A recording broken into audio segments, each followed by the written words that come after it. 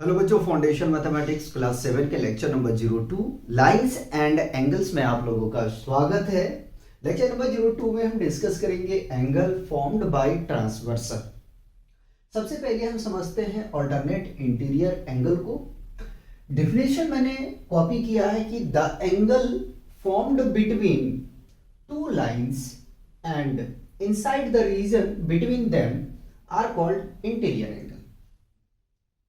दो लाइन के बीच वाले रीजन में बनने वाले एंगल को इंटीरियर एंगल कहते हैं। क्या हमने कहा कि दो लाइन के बीच वाले रीजन, तो बीच वाले रीजन ये है, देखो बीच वाले रीजन ये है। दो लाइन के बीच वाले रीजन में बनने वाले एंगल को क्या कहते हैं? इंटीरियर एंगल कहते हैं। तो दो लाइन के बीच वाले रीजन में जो एंगल है उसको लिखते हैं। तो अल्टरनेट पढ़ रहे हो तो अल्टरनेट का मीनिंग क्या होगा? This angle and this angle, this angle and this angle. तो यहां से हम कह सकते हैं कि एंगल 4 कॉमा एंगल 6, और हम क्या कह सकते हैं? दूसरा हमारा जो पेयर बनेगा वो एंगल 3 कॉमा एंगल 5। ठीक है, these are alternate interior angle. ये क्या है? हमारे अल्टरनेट इंटीरियर एंगल है। ठीक है, अल्टरनेट कहीं पे मैं हटा दूंगा, इंटीरियर डायरेक्ट बोलूंगा। ठीक है, अब बाबू यहां ध्यान रखना है, तो आपको पता होना चाहिए कि अल्टरनेट इंटीरियर एंगल आपस में बराबर होता है। तो हम यहां से कह सकते हैं angle 4 is equal to angle 6 and angle 3 is equal to angle 5। ठीक है, ये क्या होते हैं? एंगल आपस में बराबर होते हैं। ठीक है, अब चलते हैं और इसके की पॉइंट को समझते हैं। ठीक है, कह रहा alternate interior angles are equal. जो बात यहां मैंने लिखा वही की पॉइंट में मैंने भाषा के रूप में, लैंग्वेज के रूप में लिख दिया है। ठीक है, आगे में चलेंगे। अल्टरनेट इंटीरियर एंगल बराबर होता है। ठीक है, पहला पॉइंट क्लियर हो गया। आगे में alternate interior angle lie between two lines. Alternate interior angles जो है दो लाइन के बीच में क्या करता है? लाई करता है। इसीलिए बच्चों में अल्टरनेट इंटीरियर एंगल बोलने के बजाय इंटीरियर एंगल बोलूंगा, क्योंकि ये लंबा पड़ता है। ठीक है, तो इसमें बोलने में कहीं हो सकता है मिस्टेक हो। ठीक है, हो सकता नहीं, हो जाता है, ज्यादातर फ्लो में कहीं मिस्टेक होता है। ठीक है, तो alternate interior angles lie between two lines. Alternate interior angle दो लाइन के बीच में लाई करता है। ठीक है, दीज आर 4 इंटीरियर एंगल। ये कितने होते हैं? 4 इंटीरियर एंगल होते हैं। कितने होते हैं? 4 होते हैं। ठीक है, चेक करके देखो 1 2 3 4 4। तो की पॉइंट के हिसाब से ठीक है। इंटीरियर एंगल कितने होते हैं? 4 होते हैं। एक्सटीरियर भी आपके हैं 4 होंगे। ठीक है, को इंटीरियर भी आपके कितने होंगे? 4 होंगे। ठीक है, ये सब 4 4 4 4 होंगे जो की पॉइंट में हमने मेंशन करके रखा है। तो बताओ यार, इंटीरियर एंगल में कोई प्रॉब्लम है? ठीक है, इतना छोटा सा बात याद रखना है कि दो लाइन, ठीक है, दो लाइन के बीच वाले रीजन में जो एंगल फॉर्म करता है उसको अल्टरनेट इंटीरियर एंगल कहते हैं। अब आगे में चलेंगे और समझते हैं co interior angle. Co interior angle को समझते हैं। कह रहा a pair of interior angles lying on the same side of a transversal are called co interior angle. ठीक है, डिफिनेशन में कह रहा है कि जो इंटीरियर पेयर एंगल ट्रांसवर्सल के सेम साइड पे लाई करते हैं उनको को इंटीरियर एंगल कहते हैं।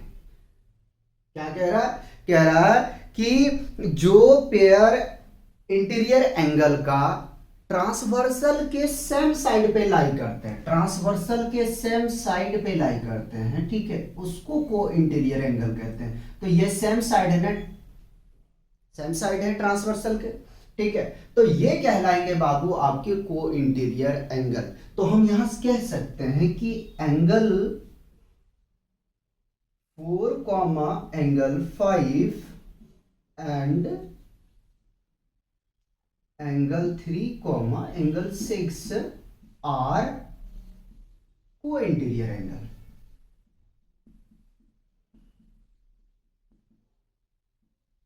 मतलब ये इंटीरियर एंगल होते हैं, ठीक है, क्या होते हैं? Interior angle. अच्छा एक बात और, जो को इंटीरियर एंगल का सम होता है बाबू, ठीक है, को इंटीरियर एंगल का सम होता है 180 डिग्री के बराबर में होता है। तो यहां से कह सकते हो कि angle 4 plus angle 5 is equal to 180 degree, ठीक है, और इसको भी आप लिख सकते हो कि angle 3 plus angle 6 is equal to 180 degree, ठीक है, क्योंकि हम इस प्रॉपर्टी को बहुत यूज करेंगे, ठीक है, इस प्रॉपर्टी को हम बहुत यूज करने वाले हैं, तो याद रखिएगा, ठीक है।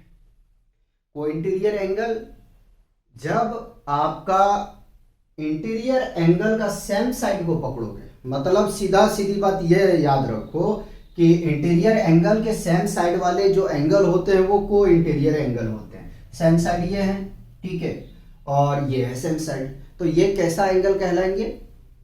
को इंटीरियर एंगल कहलाएंगे, या सेम साइड इंटीरियर एंगल, ठीक है, सेम साइड इंटीरियर एंगल भी इसको कहते हैं, कंफ्यूज नहीं होइएगा। की पॉइंट की तरफ चलेंगे, कह रहा है कि दे आर इंटीरियर एंगल, ठीक है, क्या कह रहे हैं? कह रहे हैं कि ये जो होते हैं, ये जो एंगल होते हैं, ये इंटीरियर एंगल होते हैं। कैसा एंगल होते हैं? इंटीरियर एंगल होते हैं, ठीक है। कह रहा है कि the lie on the same side of the transversal, और ये लाई करते हैं ट्रांसवर्सल के सेम साइड पे। कहां लाई करते हैं? ट्रांसवर्सल के सेम साइड पे, ठीक है। फॉर आगे में कह रहा है कि फॉर पैरेलल लाइंस को इंटीरियर एंगल्स और सप्लीमेंट्री, ठीक है। अगर आपके पास में दो पैरेलल लाइन है, ठीक है, दो लेके मैं समझा रहा हूं, अगर आपके पास में पैरेलल लाइंस है, ठीक है, या तो पैरेलल लाइन से समझ लो, अगर आपके पास में पैरेलल लाइंस हैं, ठीक है, तो को इंटीरियर का जो सम होगा बाबू 180 डिग्री होगा। जो बात यहां हमने लिखा, इसी को हमने भाषा के रूप में लिखा है, ठीक है। फिर से रिपीट कर देता हूं कि अगर लाइन पैरेलल है तो जो को इंटीरियर एंगल का सम होगा वो 180 डिग्री के इक्वल में होगा, ठीक है। बताओ यार, इन दोनों डिफिनेशन में कोई प्रॉब्लम है, कोई परेशानी है तो आप मुझे बताओ, ठीक है। पहले बाबू इसको कॉपी करोगे, फिर हम लेके आते हैं एक्सटीरियर एंगल और को एक्सटीरियर एंगल, ठीक है। धीरे धीरे धीरे सारे पॉइंट को हम लोग एक्सप्लेन करते हुए चलेंगे।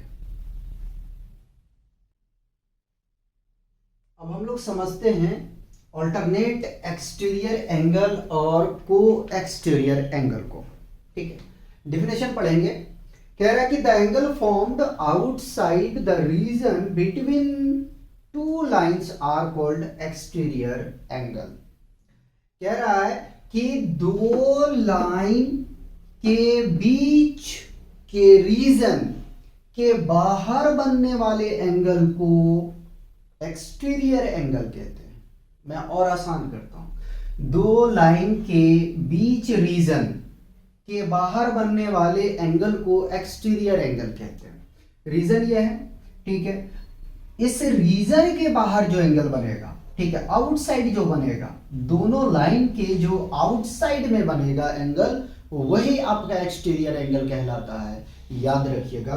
तो यहां पे हम कह सकते हैं, क्या कह सकते हैं कि angle 1 comma angle 7 and angle 2 comma angle 8 are exterior angle. और अगर बोलना चाहते हो तो इसको बोल सकते हैं, क्या बोल सकते हैं? ऑल्टरनेट एक्सटीरियर एंगल, ठीक है। मैंने कहा कि angle 1 comma angle 7 and angle 2 comma angle 8 are exterior, alternate लगा देता हूं, ठीक है, alternate exterior angle, short form में लिखा हूं, ठीक है, ऑल्टरनेट एक्सटीरियर एंगल, ठीक है। यार एक्सटीरियर वर्ड से समझ में आता है कि भाई लाइन के आउटसाइड बनेगा, बाहर बनेगा, बीच वाले रीजन में नहीं बनेंगे, उसके बाहर बनेंगे, उसके बाहर जो एंगल बनेगा वही आपका ऑल्टरनेट एक्सटीरियर एंगल कहलाता है या एक्सटीरियर एंगल कहलाता है, ठीक है। ऑल्टरनेट थोड़ा लंबा हो जाता है तो एक्सटीरियर हम लोग बोलते हैं। अब आगे में चलें, देखो बाबू, ऑल्टरनेट इंटीरियर एंगल जिस तरीके से एक दूसरे के बराबर होते थे उसी तरीके से ये भी दोनों बराबर होंगे। तो यहां से कह सकते हैं कि angle 1 is equal to angle 7, ठीक है, और angle 2 is equal to angle 8, ठीक है।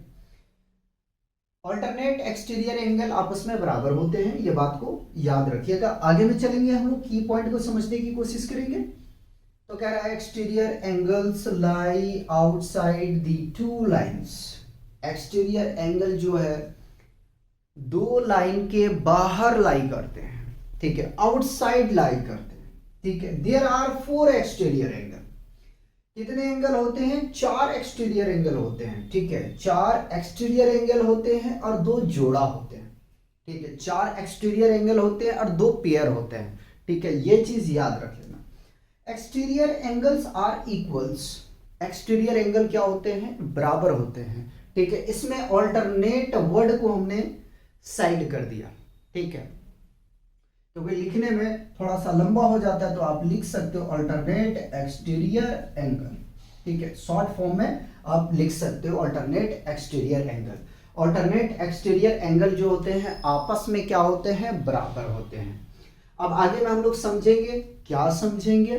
तो अब हम लोग समझेंगे को एक्सटीरियर एंगल, ठीक है। जिस तरीके से हम लोग को इंटीरियर एंगल को समझे थे उसी तरीके से हम को एक्सटीरियर एंगल को समझेंगे और सिमिलर टाइप का डिफिनेशन भी होगा। कह रहा है, क्या कह रहा है? कह रहा है कि अ pair of exterior angle, a pair of exterior angles lying on the same side of a transversal are called co-exterior angle, co-exterior angle। कह रहा है ट्रांसवर्सल की सेम साइड, ठीक है, सेम साइड पे जो लाइन के बाहर रीजन में लाई करता है उसको हम कहते हैं को एक्सटीरियर एंगल, ठीक है। समझने की कोशिश करो और आसान करता हूं। देखो, ट्रांसवर्सल के सेम साइड जो आपका एक्सटीरियर एंगल होता है वही को इंटीरियर एंगल होता है। और आसान करता हूं, कह रहा हूं ट्रांसवर्सल की जो सेम साइड के एक्सटीरियर एंगल होते हैं वही आपका को एक्सटीरियर एंगल कहलाता है या सेम साइड के को एक्सटीरियर एंगल, ठीक है। जैसे कि यहां पे बात करेंगे तो 1,8, ठीक है, 1,8, ठीक है, और 2,7, 2,7 यानी एंगल 2, एंगल 8, ठीक है। ये क्या है? आपके को एक्सटीरियर एंगल है। क्या है? को एक्सटीरियर एंगल है। और क्या कह सकते हैं हम यहां से? तो हम कह सकते हैं कि angle 1 plus angle 8 is equal to 180 degree और एंगल 2 प्लस एंगल 8 यहां भी 8, यहां पे भी 8, क्या बात है, 7 आएगा ना भाई, 7, ठीक है, इज इक्वल टू 180 डिग्री, ठीक है, यह होता है। क्या हमने पढ़ा को एक्सटीरियर एंगल में? सर हमने ये पढ़ा कि ट्रांसवर्सल के जो सेम साइड के एक्सटीरियर एंगल होते हैं वही हमारा कोई को एक्सटीरियर एंगल होता है, ठीक है, को एक्सटीरियर एंगल होता है। आगे बढ़े, इसके की पॉइंट को देखें। कह रहा है कि दे आर एक्सटीरियर एंगल्स, ये क्या होते हैं? एक्सटीरियर एंगल होते हैं, ठीक है। आगे में कह रहा है कि देयर आर 2 पेयर ऑफ को एक्सटीरियर एंगल, को एक्सटीरियर एंगल के 2 पेयर होते हैं, आप चेक करके देख सकते हो, ठीक है, इनके 2 जोड़ा होता है, ठीक है, कह रहा है कि 4 पैरेलल लाइंस को एक्सटीरियर एंगल्स आर सप्लीमेंट्री। ठीक है, पैरेलल लाइन है तो जो को एक्सटीरियर एंगल का जो सम होगा वो सप्लीमेंट्री के बराबर होगा। जैसे कि हमने यहाँ पे लिखा है कि angle 1 plus angle 8 equal to 180 degree और angle 2 plus angle 7 is equal to 180 degree. ठीक है, देखो अगर आपको इंटीरियर क्लियर है तो एक्सटीरियर खुद ब खुद क्लियर हो जाएगा, आपको को इंटीरियर क्लियर है तो आपको को एक्सटीरियर खुद ब खुद क्लियर हो जाएगा। इतना सी बात याद रखना है, अगर को इंटीरियर है तो बाबू रीजन के ये बीच में बनता है, ये तो आपको पता होना चाहिए। ठीक है, सेम साइड के जो एंगल हैं वो को इंटीरियर होते हैं। ठीक है, और जो लाइन के बाहर बन रहे हैं, ठीक है, जैसे ये एंगल और ये एंगल, ये एंगल और ये एंगल, ठीक है, तो ये एक्सटीरियर एंगल होगा। ठीक है, ठीक है, ये क्या होगा, एक्सटीरियर एंगल होगा। और अगर सेम साइड बन रहा है बाबू एक्सटीरियर एंगल जो, वो कहलाता है यार को एक्सटीरियर एंगल। ठीक है, कोई इसमें रॉकेट साइंस नहीं है, सिंपल सी बात है। ठीक है, इसमें कोई रॉकेट साइंस नहीं है, एकदम सिंपल है। ठीक है, सेम साइड के एक्सटीरियर एंगल को एक्सटीरियर एंगल, सेम साइड के interior angle co interior angle होगा, सिंपल सी बात है। और इन दोनों एंगल का बाबू जब सम करोगे तो वो 180 डिग्री के बराबर में आएगा। ठीक है, ये याद रखिएगा। पता नहीं मार्कर हमारा धोखा दे रहा है, यहाँ लिखना बंद करता हूँ, वहां से बिल्कुल एकदम धोखा देना चालू कर देता है। पहले इसको कॉपी करेंगे, समझते हैं करस्पॉन्डिंग एंगल्स। बच्चों को बड़ा कंफ्यूजन होता है इसमें। कह रहा a pair of angles that lie in the same relative position at the two intersection of transversal are called corresponding angles. जब एक ट्रांसवर्सल लाइन दो लाइन को इंटरसेक्ट करती है, ठीक है, तो उससे बनने वाले रिलेटिव एंगल को करस्पॉन्डिंग एंगल कहते हैं। और आसान करता हूं समझिएगा।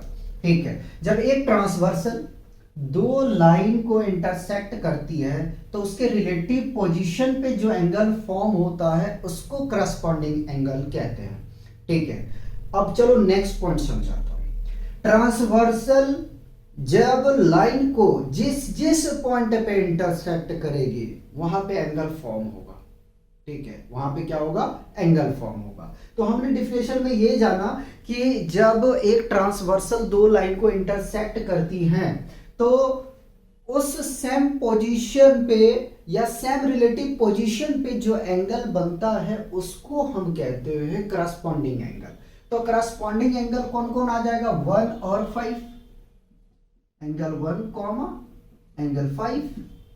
आगे में चलेंगे उसी प्रकार से 4,8 को ले लेता हूं मैं।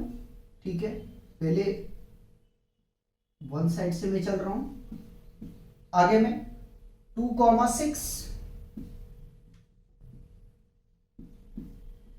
और कौन सा बनेगा भाई 3,7। ठीक, ये चारों पेयर क्या है, करस्पॉन्डिंग एंगल है। करस्पॉन्डिंग एंगल कितने बनते हैं, 8 बनते हैं। करस्पॉन्डिंग एंगल कितने बनते हैं, 8 बनते हैं।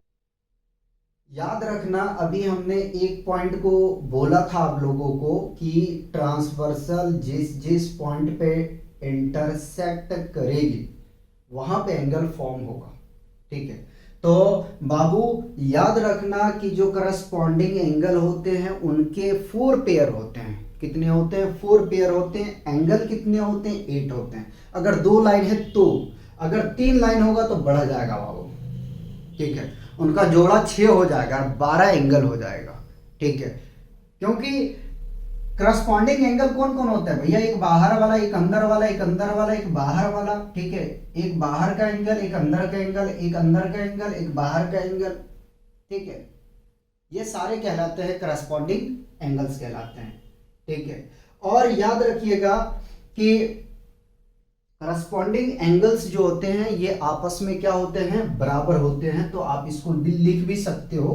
क्या लिखोगे कि angle 1 is equal to angle 5 और angle 4 is equal to angle 8।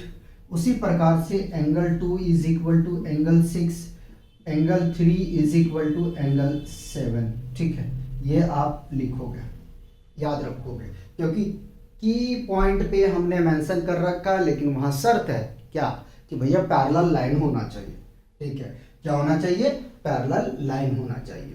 ठीक, आगे में चले, अब की पॉइंट को समझते हैं। कह रहा one angle is at each intersection point. देखो की पॉइंट में मैंने लिखा है।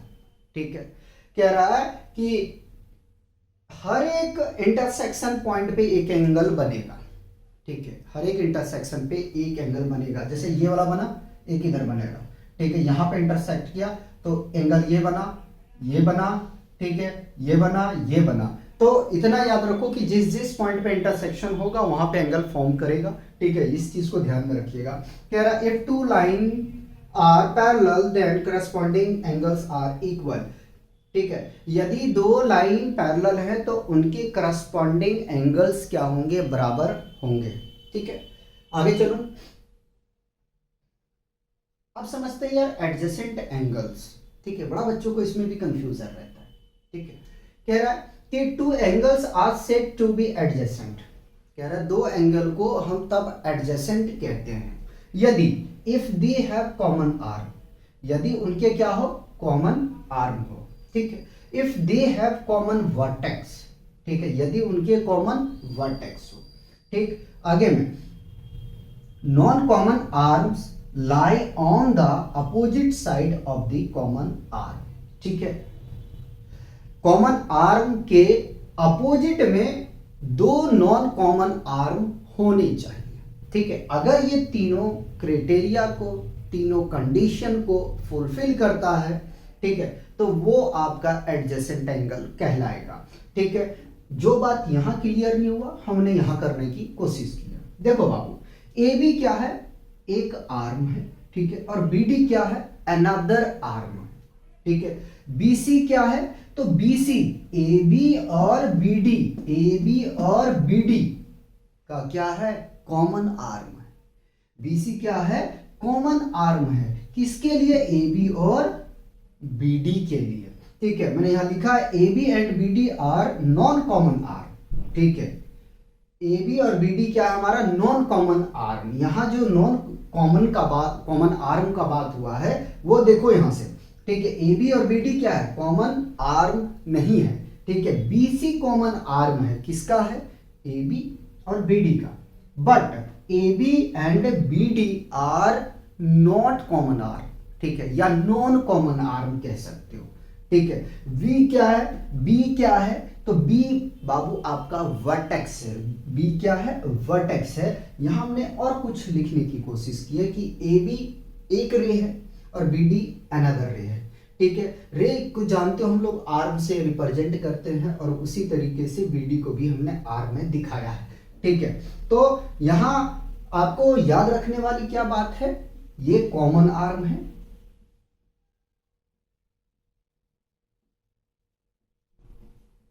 किसका किसका?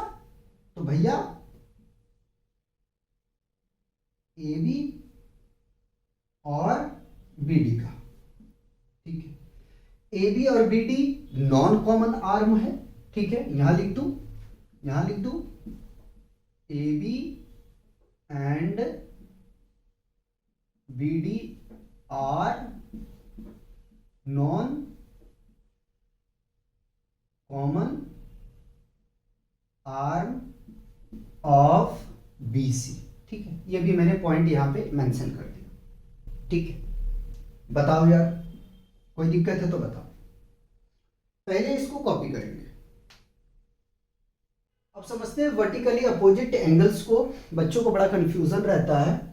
पहले मैं बता दूं, इसको शॉर्ट में हम डिनोट करते हैं, लिखते हैं VOA से। ठीक है, लेकिन अगर स्कूल के एग्जाम आप दे रहे हो, ठीक है, तो आप पूरा लिखना वर्टिकली अपोजिट एंगल्स। समझे? When two lines intersect the opposite angle formed are called vertically opposite angle. कह रहा है कि जब दो लाइन, क्या कह रहा है? कि जब दो लाइन इंटरसेक्ट करती है, जब दो लाइन इंटरसेक्ट करती हैं तो बनने वाले अपोजिट एंगल को, तो बनने वाले अपोजिट एंगल को क्या कहते हैं? वर्टिकली अपोजिट एंगल कहते हैं। क्या कहते हैं, वर्टिकली अपोजिट एंगल कहते हैं। ठीक है, देखो वर्टिकली अपोजिट में कौन आएगा, ये एंगल और ये एंगल आ जाएगा, इसको मैं डबल कर देता हूं, और ये एंगल क्या होगा, दोनों वर्टिकली अपोजिट एंगल कहलाते हैं। एक बार और समझो यार, ठीक है, जब दो लाइन इंटरसेक्ट करती हैं, जब दो लाइन इंटरसेक्ट करती हैं तो बनने वाले अपोजिट एंगल को, वर्टिकली अपोजिट एंगल कहते हैं। ठीक है, तो वर्टिकली अपोजिट एंगल कौन कौन आ जाएगा, C O B, angle C O B, ठीक है, और ए ओ डी, ये दोनों बराबर होता है बाबू, इसलिए मैं बराबर का चिन्ह लगा के लिखूंगा। ठीक है, और सी ओ ए या ए ओ सी मैं लेता हूं, ए ओ सी इज इक्वल टू, ठीक है, डी ओ बी, ठीक है, आर वी ओ ए, ठीक है, ये क्या है, वर्टिकली अपोजिट एंगल है। ठीक है, क्या है, वर्टिकली अपोजिट एंगल। ठीक है, वर्टिकली अपोजिट का यार, अपोजिट का मीनिंग होता ही है। ठीक है, देखो इसके सामने में ये एंगल है, ये वर्टिकली अपोजिट एंगल होगा, इसके सामने में ये एंगल है, वर्टिकली अपोजिट होगा। मर्जी आपका है कि सी ओ ए लेके चल रहे हो या ए ओ डी लेके चल रहे हो। ठीक है, पॉसिबिलिटी बनता है। दूसरा मैं बताता हूं, देखो जरा सा, ठीक है, बी ओ सी, ये भी कर सकते हो, B O C equal to D O A, ठीक, हमने ए से चला, अब यहां से चलते हैं, C O A is equal to B O D, ये लिखने का तरीका है, आप इस तरीके से इसको क्या कर सकते हो, रिप्रेजेंट कर सकते हो, लिख सकते हो। ठीक है, ये तरीका है इसका लिखने का। आगे भी चलें, अब इसके की पॉइंट को समझते हैं। कह रहा है कि दे आर ऑलवेज इक्वल्स, ये हमेशा क्या होते हैं, इक्वल्स होते हैं, बराबर होते हैं। ठीक है, वर्टिकली अपोजिट एंगल क्या होते हैं, हमेशा बराबर होते हैं। ठीक है, दे हैव कॉमन वर्टेक्स, ठीक है, इनका क्या होगा, कॉमन वर्टेक्स होगा। ठीक है, इनका क्या होगा, कॉमन वर्टेक्स होगा। They do not have a common arm, but इनके पास में कॉमन आर्म नहीं होता है। ठीक है, इसके पास में कॉमन आर्म नहीं होता है। They are always in opposite position, ये हमेशा कहां होते हैं, अपोजिट पोजिशन में। ठीक है, एक दूसरे के कहां होते हैं, अपोजिट पोजिशन में होता है। बताओ यार, कोई दिक्कत है तो, कोई दिक्कत है तो बताओ। अगर दिक्कत नहीं है तो अब हम आपको समझाते हैं एंगल्स रिलेशन को। ठीक है, किसको समझाते हैं, एंगल्स रिलेशन को समझाते हैं। ठीक है, और पहला हमने लिया है कॉम्प्लीमेंट्री एंगल। ठीक है, कौन सा लिया पहले, कॉम्प्लीमेंट्री एंगल्स, मैं कहीं कहीं एंगल बोलूंगा। ठीक है, ध्यान रखना। कह रहा है कि two angles whose sum is 90 degree are called complementary angle. ठीक है, कॉम्प्लीमेंट्री एंगल्स। ठीक है, क्या कह रहा कि दो एंगल का सम 90 डिग्री के बराबर होता है, उसको हम कहते हैं कॉम्प्लीमेंट्री एंगल। दो एंगल का सम 90 डिग्री के बराबर होता है, उसको हम कहते हैं कॉम्प्लीमेंट्री एंगल। तो हम यहां से देखें तो x और y इन दोनों का जो सम होगा बाबू, किसके बराबर में होगा, 90 के, 180 लिख रहा था मैं। ठीक है, किसके बराबर में होगा, 90 के। ठीक है, अगर दो एंगल का सम 90 डिग्री के बराबर है तो ऐसे एंगल्स को कॉम्प्लीमेंट्री एंगल कहते हैं। और आपको कई बार वर्डिंग में दिया रहेगा कॉम्प्लीमेंट्री, सप्लीमेंट्री। ठीक है, तो इससे पकड़ना है कि मतलब कह रहा है कि हाँ भैया, दो एंगल का सम अगर 90 डिग्री है तो कॉम्प्लीमेंट्री होगा, और अगर दो एंगल का सम 180 है तो सप्लीमेंट्री होगा। ठीक है, इस चीज को याद रखिएगा। आगे में चले, इसके की पॉइंट को समझते हैं। ठीक है, लिखा है कि their sum is always 90 degree. ठीक है, इनका जो सम होता है वो हमेशा क्या होता है, 90 डिग्री होता है। ठीक है, यहां ई लगा दो यार। ठीक है, क्या होता है, 90 डिग्री होता है, याद रखिएगा। सही था यार भाई, ई नहीं लगेगा। ठीक है, वो सही था। Their sum is always 90 degree, तो इनका सम जो है हमेशा क्या होता है 90 डिग्री होता है। They need not be adjacent, इनको एडजेसेंट का जरूरत नहीं होता है, ठीक है, एडजेसेंट साइड का जरूरत इनको जो नहीं होता है। Both angles are always less than 90 degree, ठीक है, दोनों एंगल जो है वो 90 डिग्री से कम होते हैं। अब यहाँ मीनिंग समझो, नहीं तो कह दोगे सर गलत बोल गए। देखो यार, ऐसा हो सकता है कि 27 आपका x हो और y जो है बाबू वो 63 हो, जोड़ के देख लो यार, गलत तो नहीं आ रहा, ठीक है। इनका कहने का मीनिंग यह है कि जो दोनों एंगल होंगे वो 90 से कम होंगे, उसका सम नहीं कह रहा, याद रखो, कह रहा है कि दोनों एंगल जो होते हैं वो हमेशा 90 डिग्री से कम होते हैं, ठीक है। जैसे x 27 है तो y कितना है 63 है, इन दोनों का सम है ना बाबू, इन दोनों का सम 90 होता है ना। यहाँ कह रहा है कि both angles are always less than 90 degree, यहाँ कह रहा है कि जो दोनों एंगल होंगे वो 90 डिग्री से कम होंगे। यहाँ पे ये कह रहा है, ये नहीं कह रहा है कि दोनों का सम जो है वो 90 से कम होगा, ये नहीं कह रहा है, कह रहा है दोनों एंगल जो है वो 90 से कम होगा, ठीक है, बट दोनों का सम जो है वो कितना होगा 90 डिग्री के इक्वल में होगा, ठीक है। देखो यार, फ्लो में अगर मैं बोल रहा हूं कहीं पे थोड़ा सा मिस्टेक हो तो माफ करना, ठीक है, माफ करना, ठीक है, क्योंकि जल्दी जल्दी काम करना पड़ेगा ना, अभी हमारे टॉपिक बचे हुए हैं, पहले इसको कॉपी करेंगे। अब दो टॉपिक हमारा बचे हैं, उसको डिस्कस करते हैं। एक है सप्लीमेंट्री एंगल और दूसरा है हमारे पास में लीनियर पेयर ऑफ एंगल्स।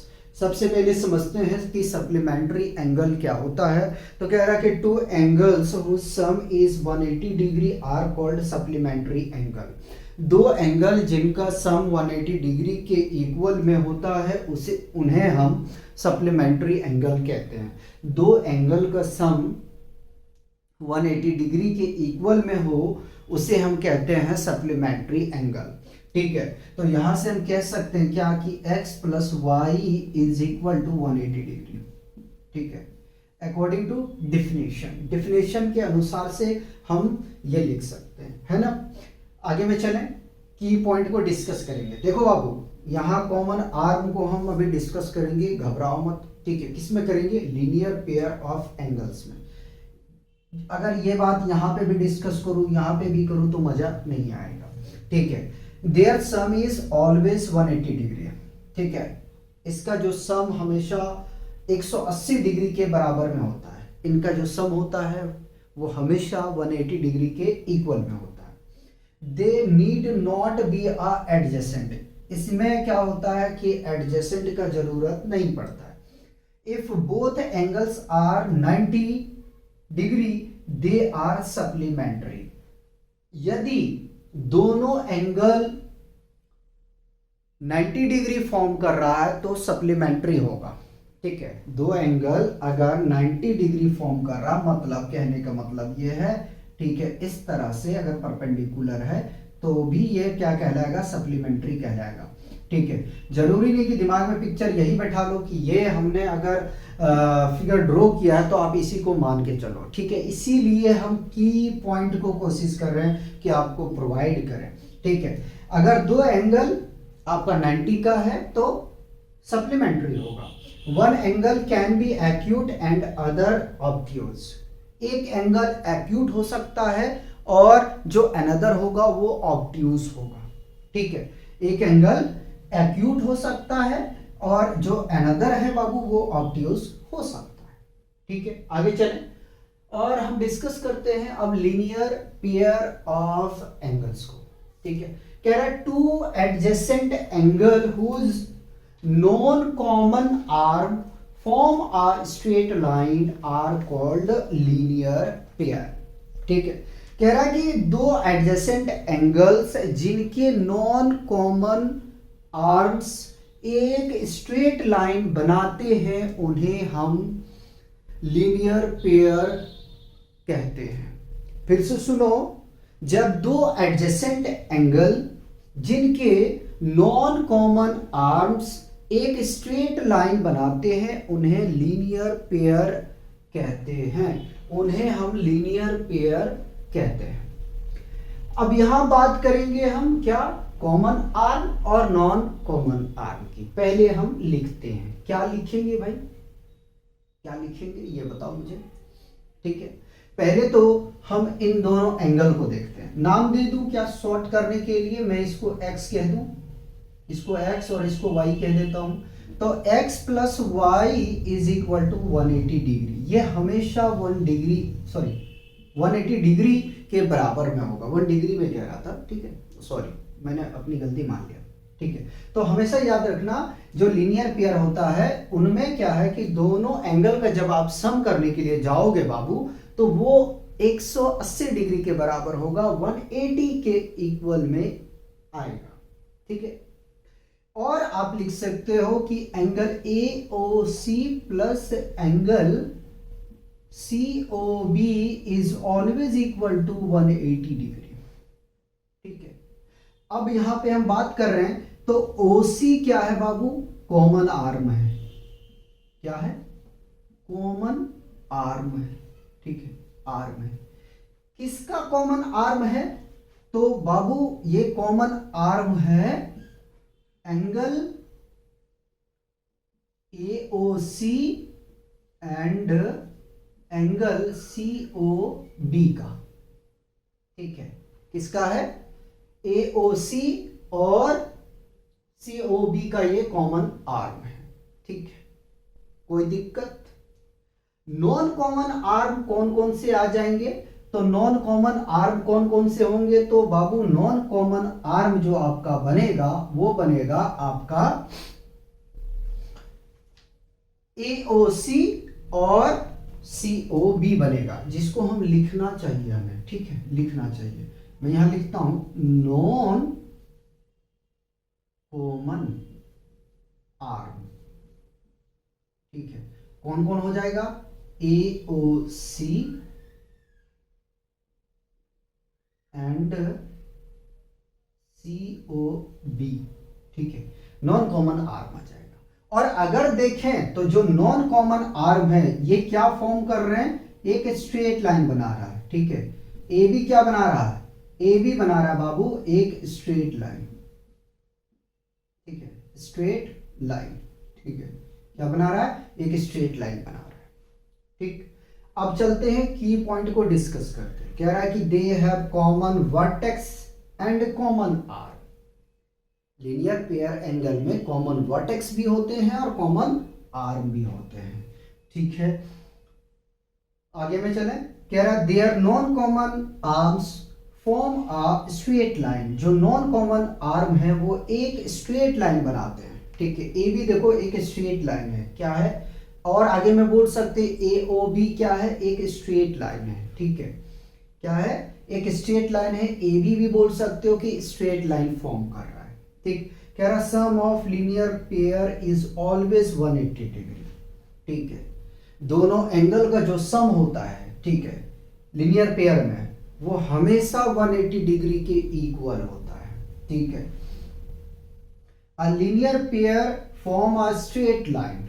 ठीक है, लीनियर पेयर क्या फॉर्म कर रहा है, एक स्ट्रेट लाइन फॉर्म कर रहा है। क्या फॉर्म कर रहा है, एक स्ट्रेट लाइन फॉर्म कर रहा है। मेरे हिसाब से कहीं पे कंफ्यूजन नहीं होना चाहिए बाबू। अगर कहीं कंफ्यूजन है तो आप लोग थोड़ा सा बुक को भी पढ़िएगा और लेक्चर को भी देखिएगा, क्योंकि जब हम आपको जो कंटेंट दे रहे हैं, ठीक है, तो वो कंटेंट को बैठ के बनाया जाता है। ठीक है, तो हो सकता है कि कहीं पे इज एम आर कहीं पे भी ग्रामेटिकल कुछ मिस्टेक हो तो माफ कीजिएगा, उसको करेक्शन कर लीजिएगा। ठीक है, क्योंकि ह्यूमन एरर आ जाता है। ठीक है, तो उस चीज़ को थोड़ा सा इग्नोर कीजिएगा। अगर आप बाबू अच्छे सा बैठ के प्रैक्टिकली सोचोगे ना तो मेरे हिसाब से कहीं प्रॉब्लम नहीं आएगा। मैं अपनी तरफ से कोशिश किया हूँ आपको समझाने की। ठीक है, और मैं उम्मीद करता हूँ कि आप समझे होंगे, ऐसा नहीं कि आप नहीं समझे होंगे। ठीक है, तो बाबू अगर कहीं पे कुछ बोलने में लिखने में कोई भी मिस्टेक हुआ होगा तो माफ़ कीजिएगा। ठीक है, ठीक है बच्चों, तो मिलते हैं नेक्स्ट लेक्चर में। तब तक आप लोग पढ़ते रहिएगा, एंजॉय कीजिए और अपना ध्यान जरूर रखिएगा। ठीक है, और हमें कमेंट करके बताइएगा कि लेक्चर कैसा आप लोगों को लग रहा है। ठीक है, मिलते हैं नेक्स्ट लेक्चर।